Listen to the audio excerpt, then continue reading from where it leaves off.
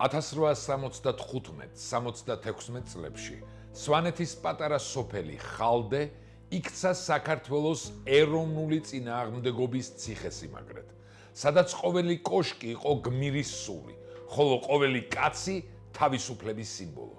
ეს გახლავთ ამბავი ხალხისა, ვინც უარი თქვა მონობაზე, ვინც სიბნელეს ბრძოლით დაუპირისპირდა და ვინც სიკვდილის წინ გაულგავხეს მღეროდა. ეს არის ამბავი ერთი პატარა სოფლისა, რომელიც უზარმაზარი იმპერიის წინ მარტო აღმოჩნდა, მარტო, მაგრამ ღირსებით. ეს ხალდეს ისტორია, გმირი სვანებისა, რომელთა თავგანწირვის მაგალითმაც ბევრი გააოცა.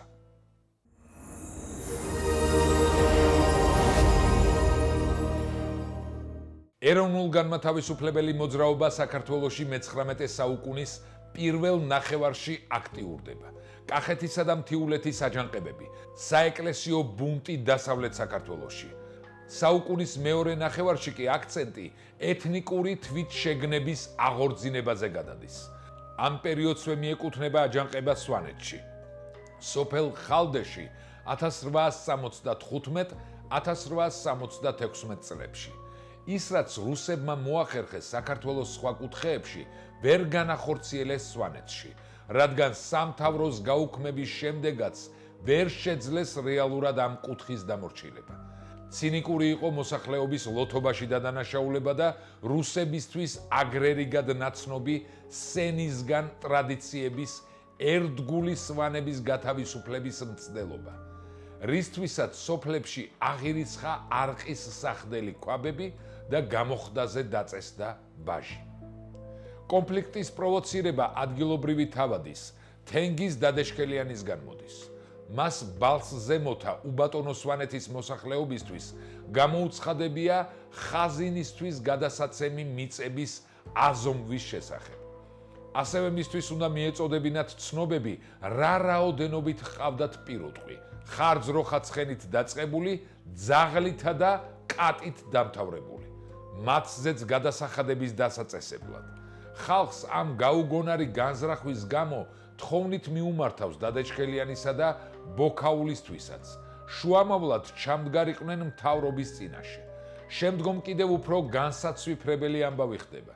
დადეჩქელიანმა მოსახლეობა დაამშვიდა, ნურაფერს გადაიხდით, მეც გვერდით დაგიდგებითო, თუმცა კი ხალხი იმედის ანაბარა მიატოვა.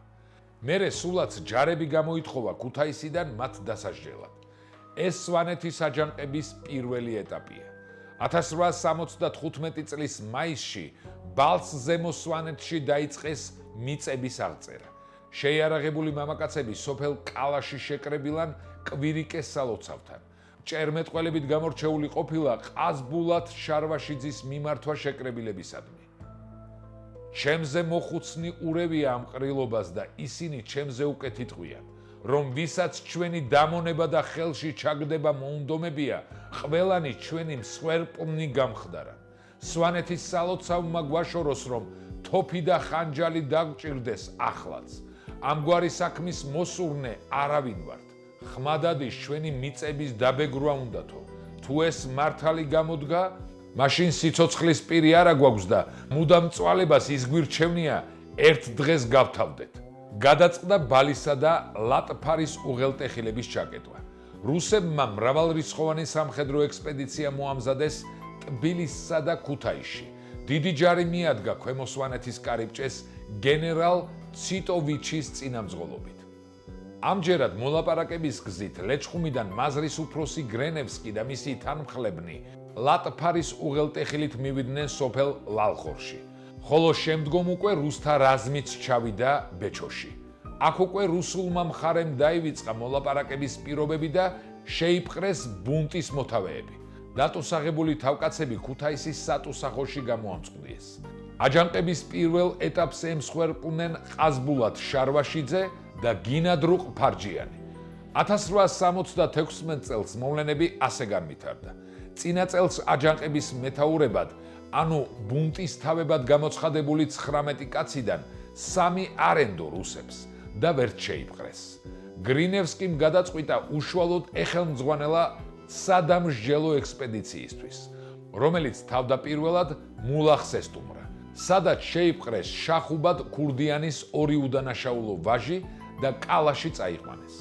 აქედანვე გაგზავნეს ხალდეში მოსალაპარაკებლად მღვდელი ალექსი ბაქრაძე და მამასახლისი მარგველანი.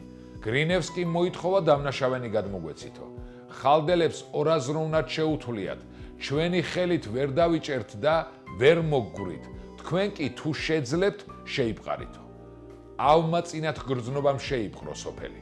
ბევრმა ცოლშვილის გახიზნვა დაიწყო. ხალდელებმა არც რუსები შეუშვეს სოფელში და მით უმეტეს არც თვითონ გამოეგებნენ გრინევსკის. მით უფრო რომ ავი გამოცდილება ჰქონდათ უკვე. ვინც წინა წელს ქუთაისში წაიყვანეს, ყველანი ციხეში ჩაიხოცნენ. იქ სიკვდილს კი აქ სიკვდილი გვირჩევნიაო. ეს მოხდა 31 ივლისს. ამრიგად სადამსჯელო რაზმი თავის მეთაურებთან ერთად ხალდეს მისადგომებთან ყურყუტებდა. ხალდელები მთლად კმაყოფილნი არ დარჩენილან ბესარიონ ნიჟარაძის შუამავლობით. მართალია სოფელი არ გამოჰყვა, მაგრამ ხალდელთა ერთი ნაწილი, ძირითადად ნათესავები, მაინც დაუთანხმებია შეხვედრაზე იმ პირობით, რომ ხალხი გაჩერდებოდა ჯარისგან ერთი ვერსიის სიშორეზე და შეხვდებოდნენ მხოლოდ გრინევსკის. მაგრამ ბესარიონ ნიჟარაძის მცდელობა ამაო გამოდგა. შეხვედრა არ შედგა, რადგან სწორედ ამ პერიოდს დაემთხვა დაპირისპირება გრინევსკისა და მაიორ ლეუს შორის. ორივეს პირველობა უნდოდა. ასე რომ ერთმანეთის ჯიბრზე გრინევსკი და ლეუსი ჯარით ხალდესკენ გამოიმართნენ. ამრიგად 1 აგვისტოს გრინევსკი შეიარაღებული ჯარითა და ამალით ხალდეს მიადგა. ხალდეს დამცველთა ერთ-ერთი შთამომავლის, ჯოყოლა ჩეგიანის ცნობით, ხალდეში 4 გვარის 25 ოჯახი სახლობდა. 8 კომლი ყოფილა გასვიანებისა, 7 ჩოფლიანებისა და ჯოხაძეებისა, ხოლო 3 კომლი ჩეგიანებისა.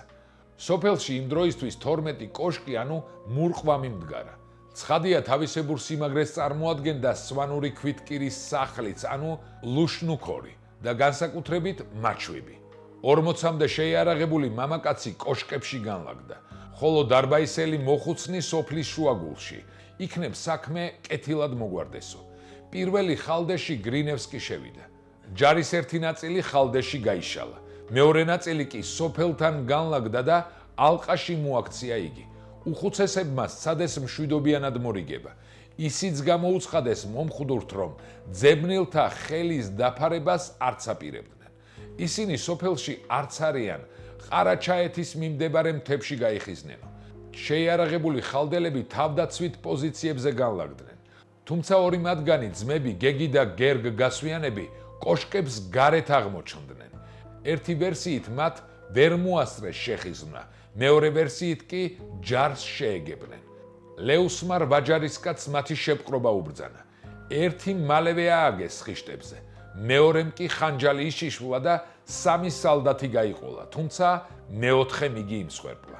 ეს ყველაფერი ხალდეს დამცველთა თვალწინ მოხდა.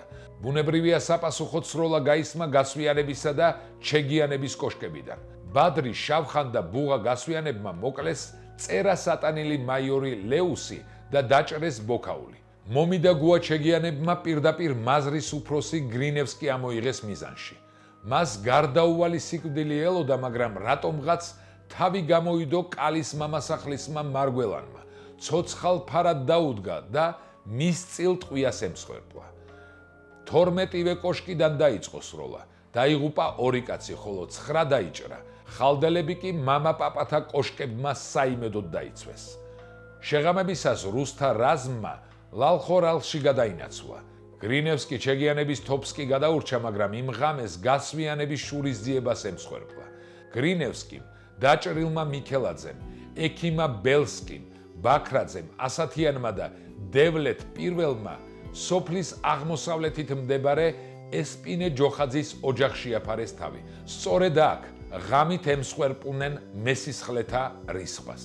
ამ შურისძიების მოთავენი ყოფილან ხიშტებზე აგებული გეგი და გერგ გასვიანების ძმა ბუღა გასვიანი და მათი ბიძაშვილი ჩოფა გასვიანი. მხოლოდ დაჭრილ ბაქრაძეს ჩაუღწევია ქუთაისამდე. მეორე ვერსიით დევლეთ პირველიც გადაურჩა შურისმაძიებლებს.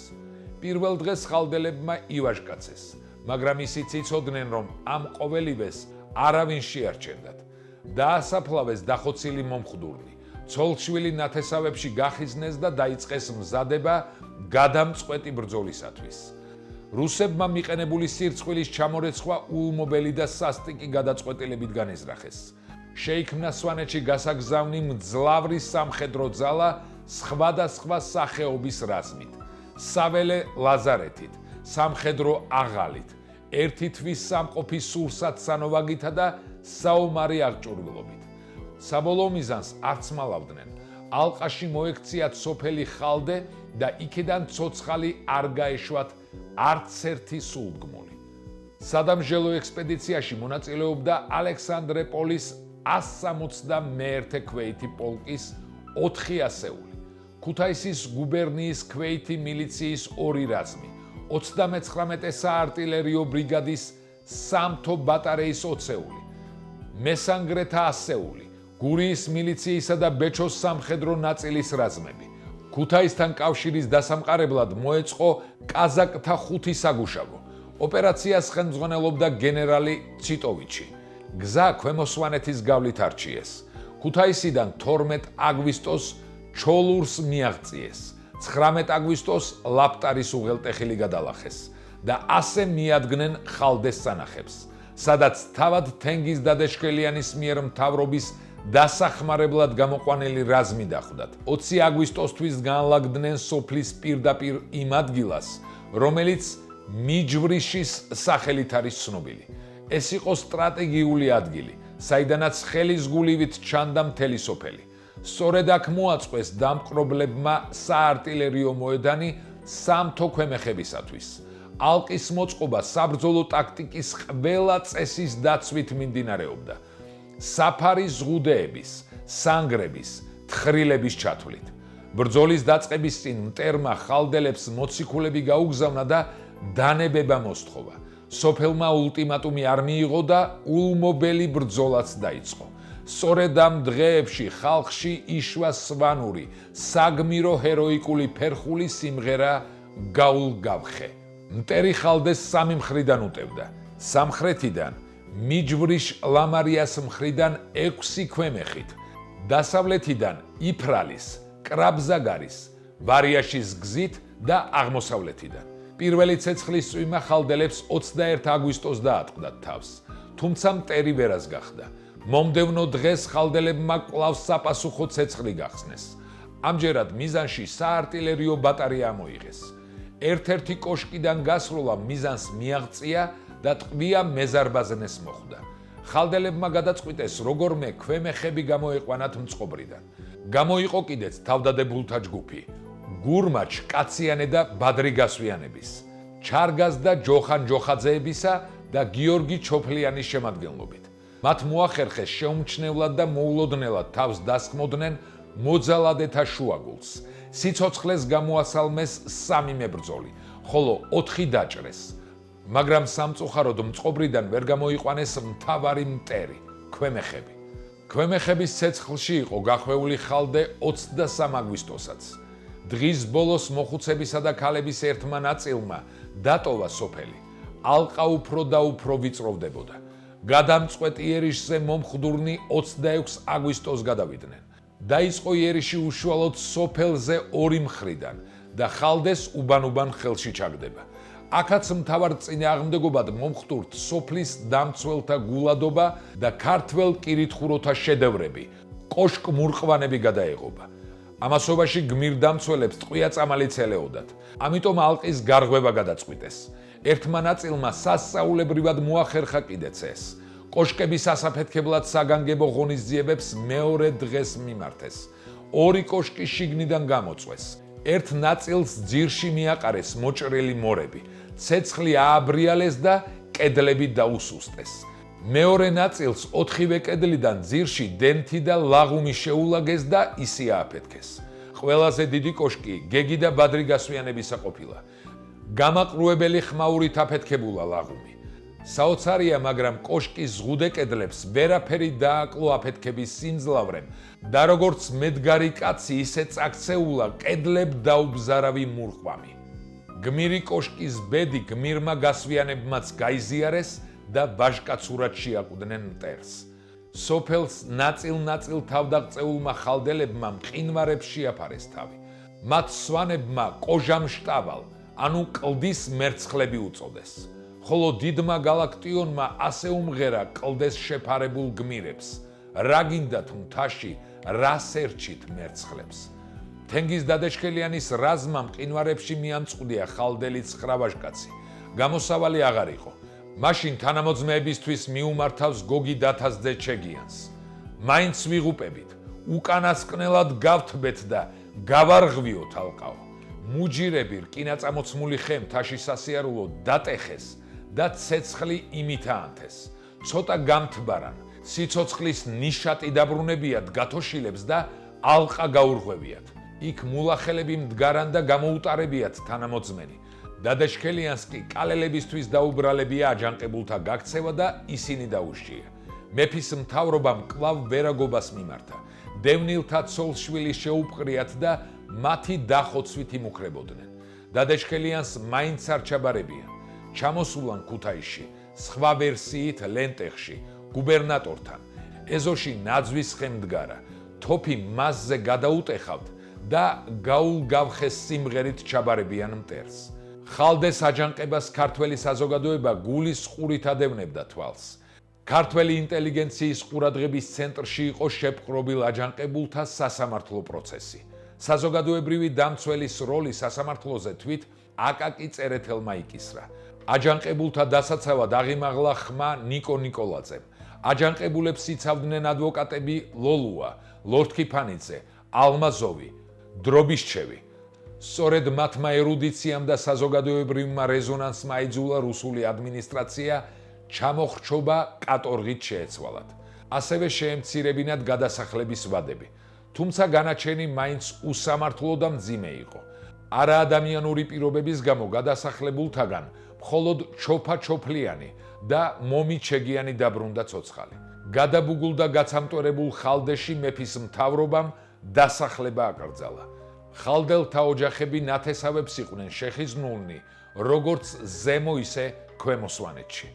მხოლოდ 1880 წელს მიიღეს ხალდელებმა კვლავ თავიანთ სოფელში დასახლების უფლება. თუმცა ხელახლა ფერფლიდან აღდგენილ სოფელს ხალდეს ნაცვლად ახალი იფრარი დაარქვეს. სოფელი ნელ-ნელა გაშენდა და 1892 წლისთვის აქ უკვე 15 მოსახლე იყო. სწორედ მომი ჩეგიანი, ეს გაუტეხელი მიამბოხე იყო პირველთაგანი, რომელმაც გადასახლებიდან დაბრუნებულმა ახალი სული შთაბერა ხალდეს. ქვემო სვანეთში სოფელ ზაგალოთში შეხიზნული ოჯახი ამოიყვანა და ხელახლა დაანთო კერაზე ცეცხლი. მისი ინიციატივით აღუდგენიათ მაცხოვრის ეკლესია და ახალი სიცოცხლე დაუწყია სახელოვან სოფელს. დაგვიწერეთ თქვენი აზრი ხალდეს ამბების თაობაზე. გამოიწერეთ კარდუს გვერდები, მოიწონეთ ეს ვიდეო და გაუზიარეთ რაც შეიძლება ბევრს, რათა ყველამ გაიგოს ამბები საქართველოზე.